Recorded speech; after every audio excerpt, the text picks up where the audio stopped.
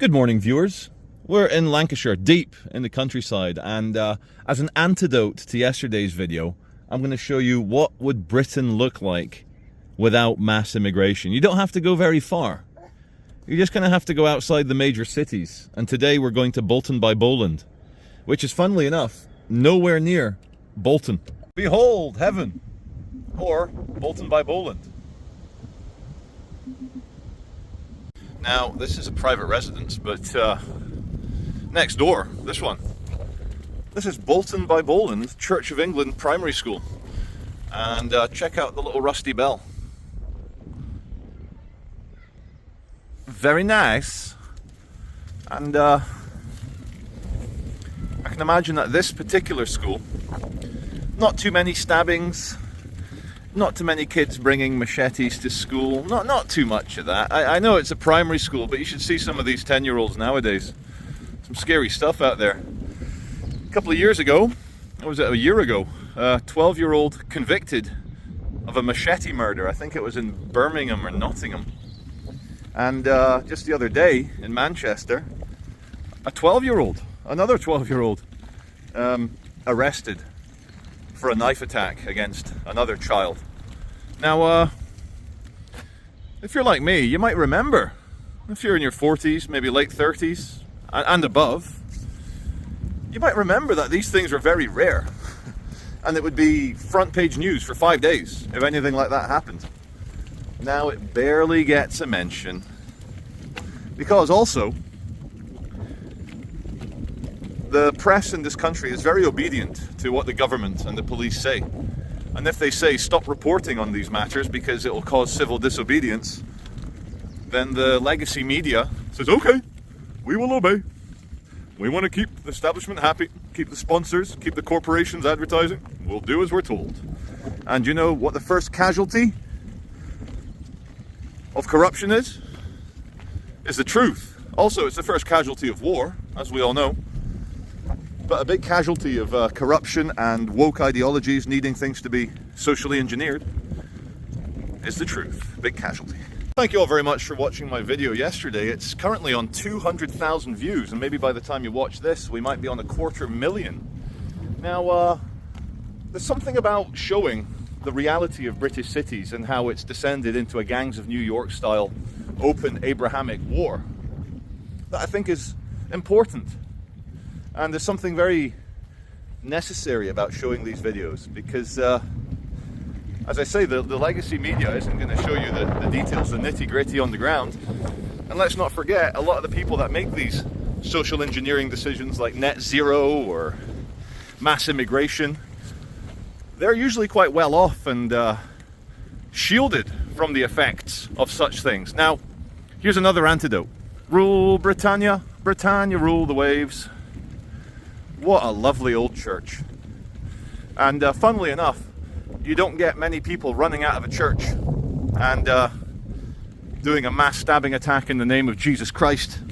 You don't get a guy, he doesn't pray to St. Michael and then go and run 10 people over. It's just not very common with these peaceful Christian types. Don't get me wrong, like throughout history, Christians have excelled at warfare, excelled at crusades, excelled at reconquistas, excelled at many things. I mean, there's something about killing each other that's very appealing to the European mind. You know, small states, small tribes, access to water, grain, horses, swords, metallurgy.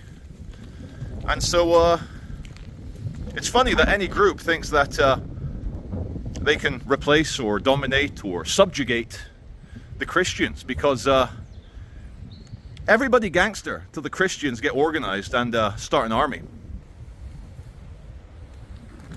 I love it. I love the faded glory and the decay and the Britishness of it.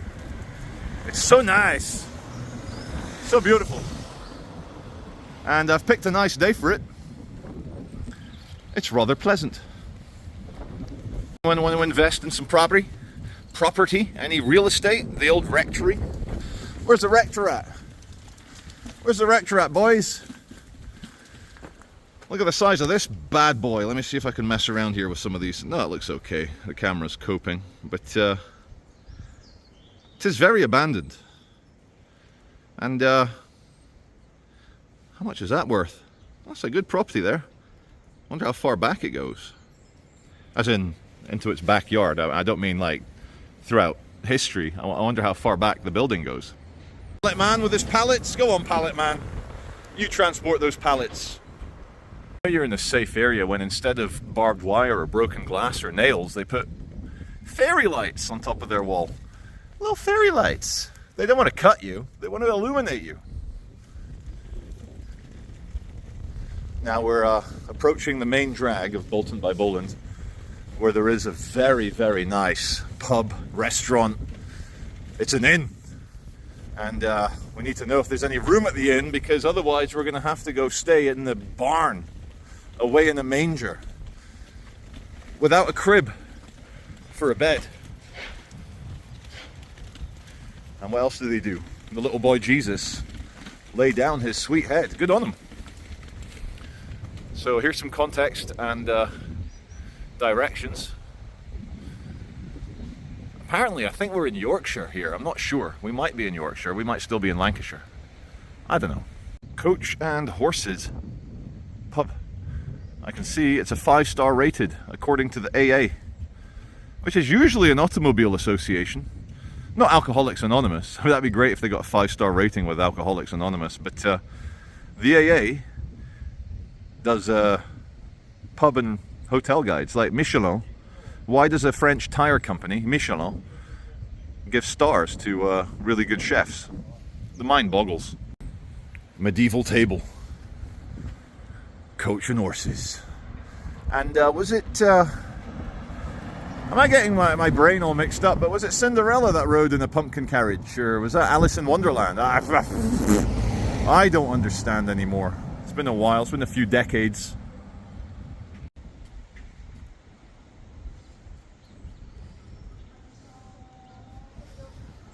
Marriages. Very nice. Nice day for it.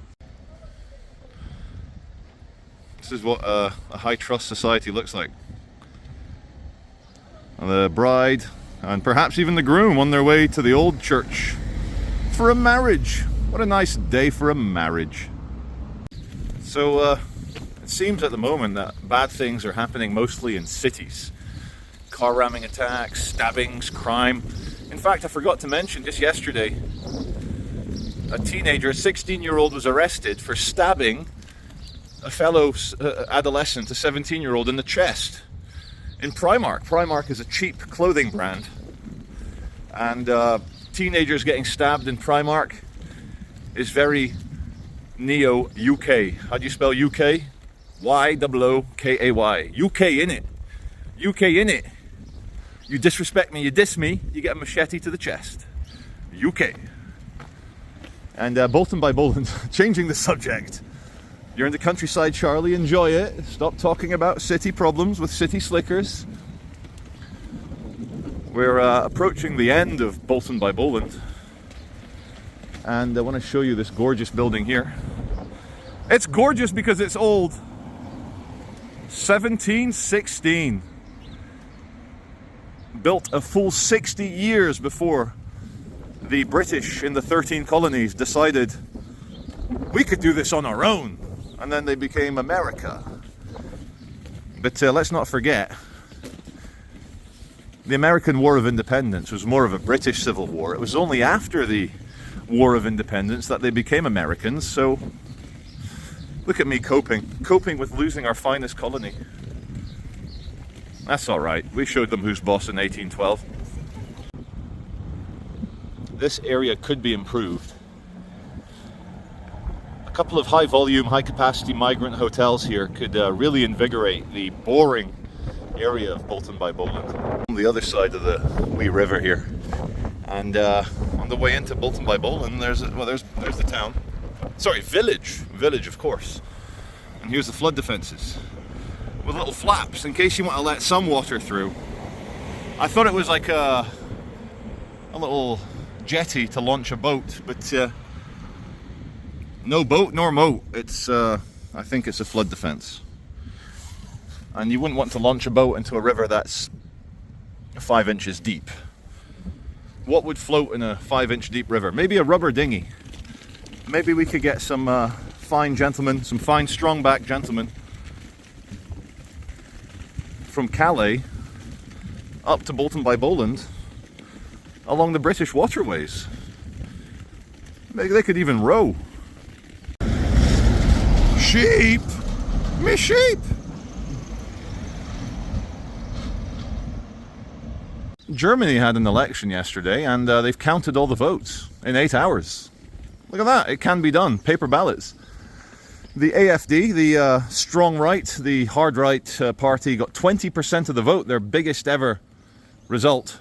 The Christian Democrats won the election with 28% of the vote, and the centre-left Social Democrats, they got all these boring names, Social Democrats, they got 16% of the vote. Now, I don't know very much about Deutschland politics, about the Bundespolitics, but I heard on the radio that the Christian Democrats are refusing to do a coalition with the AFD, and they're going to do a coalition with the lefties. What's all that about? Germany. You got to respect the will of the people. If 48% vote for right-wing parties, which is substantially more people than voted for the Labour Party in Britain, then I think they should form some form of government. Now, Germany is traumatized by World War II and decades upon decades of guilt, Christian guilt, Deutsch guilt, Germanic guilt, that you're not allowed to be strong about anything, you're not allowed to have strong opinions because then you might be a far-right Nazi. But the Overton window has shifted to the point where mass immigration, rising crime, the safety of young girls in city centres, these are all mainstream talking points. And so they should be. How is the safety of young girls walking around in a city a controversial issue? Everyone wants that. Even that duck there hiding, that male mallard, he's looking depressed, but he wants safe girls in city centres as well. Look at that, white picket fence, little British racing green colour, and look at the sun reflecting off that. It's just lovely. And we're on Hellyfield Road, and that's not the end of it. That's not the end of it at all. Not only are the snowdropping. Oh, sorry, Ralph, I'm crashing the baby. These purple and yellow ones are having a good showing now as well. Spring is just around the corner. Can you feel it? I can feel it, and it's only 12 degrees today, which is pretty good, seeing as last week it was 1. We're down by the little brook here, and a lot of the buildings painted white, very bright, giving it a kind of Santorini, Kefalonia vibe.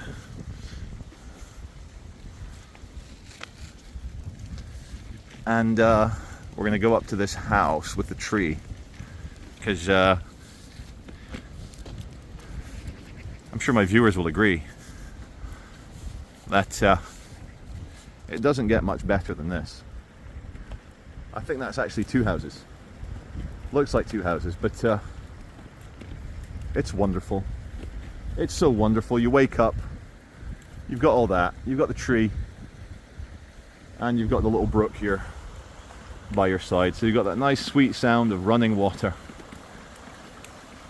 And I don't know what Land Rover Defender man is expecting me to do with the pram, but he's expecting me to go on the road. But seeing as it is such a quiet place, where's the heavy traffic? There is none. I'll forgive him. I'll forgive him for making me go onto the road.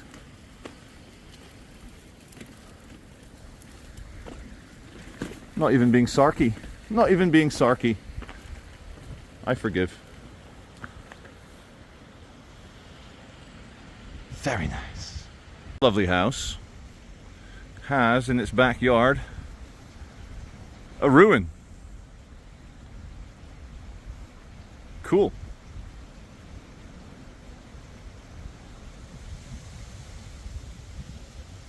show you guys why World War I is called the Great War. In terms of casualties, oh my God. So there's a sword in the crucifix. In grateful memory of Arthur, Ben, Richard, Alfred, Harold, Riley, Richard, Charles, Nicholas, Harold, Victor, Percy, George, Reginald, George, James, Joseph, Dawson, Frank, Samuel, Thomas, William, John, and Harry. 1914 to 1918, for your tomorrow. They gave their today, and they're remembered here. That's the Great War. Let's compare it to World War II. Two men from Bolton by Bowland, Gordon and Fred, passed away.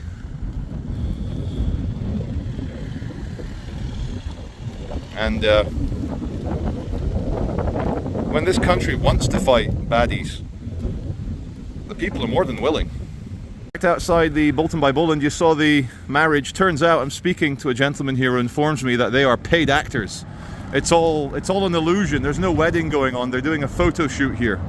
And what a nice place to do a photo shoot. What year is this Rolls Royce from? Do you know? 1937. 1937. Look at that. This isn't what that bad guy in Germany rode atop in the Berlin Olympics, is it? No, he was a Mercedes. Was that a Mercedes? Good, because that would be too much. No, we couldn't do that. Couldn't do that. No, it's a lovely car. Thank you very much. All the best. Thank you, all the best. See it. And we do a little drive by. Look at this. Do you know what else I'm getting a vibe of? Al Capone with a Tommy gun, robbing a bank and firing out of the back of this at all the. Hi there. We're just doing a wedding shoot today. Not even a real wedding. I thought it was a real wedding. It's a wedding shoot. A wedding shoot. Look at that. Just to promote weddings that we do here, like, you know, so. I think it's a great idea. I would love to get married here. It's stunning. It's beautiful. Why don't you come in and say hello and see what it looks like? Do you want to come and see? I will. You know what? I will. I will. I'll come with Laura, my girlfriend. We'll come and have a look.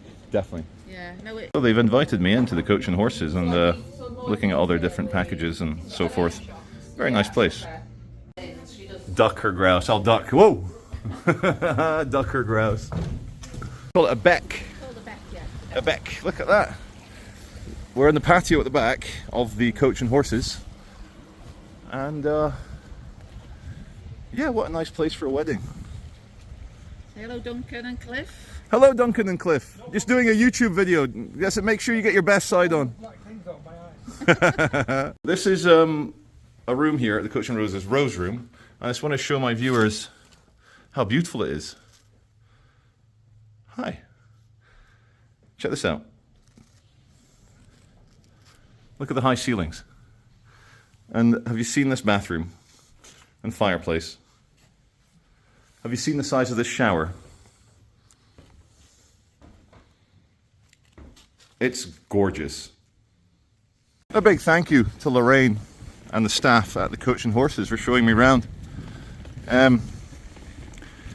I've got the printout for the wedding packages, and they're all inclusive, full use, 14 guests, use of the church and everything, and the prices aren't too bad. Of course, the weekend prices are a bit higher, but if you're going to have a wedding, somewhere like this would be absolutely fabulous.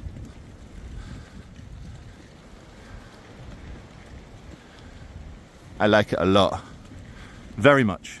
Behind me is a giant countryside mansion, but we're on a private road, so for now, I'll show you the gate posts and you can get an idea. Yeah. You kind of get a vibe. It's going to be a nice big house if the gates look like this. It's seeing all this stuff like crack for the Americans and Canadians because your history is so short. Maybe for the Aussies and the New Zealanders. All the New Worlders looking at this, blowing their loads, going, oh my God, the old world is so beautiful, Charlie. And there's a lot of people, many YouTubers, posting videos saying why I am leaving the UK for good. And that's okay. You know, I fully think it's important to travel and see other cultures and other exciting places, especially when they're warm and sunny and have beaches and coral reefs and scuba diving and all that good stuff. But I don't see how anyone could give up on this. You know, you leave the major cities 20 minutes later and it looks like this. So England lives. England forever. Great Britain forever. And I don't see anyone defeating the Anglo-Saxons. I really don't. Anyway, as they say. Exactly, Ralph. My name is Charlie Veitch. I do mostly videos from city centres showing you the collapse and decay of modern Britain and the world and Europe. Oftentimes I'll come and show you the best of British, because it's one thing to complain and say it's horrible, but you need to remember what it is you're fighting for. And we're fighting for how this great country used to be not very long ago. And a couple of changes, a couple of tweaks in legislation, and with the right leadership, we can make Great Britain great again. This is Charlie Veitch, and I'll see you as always on the next video.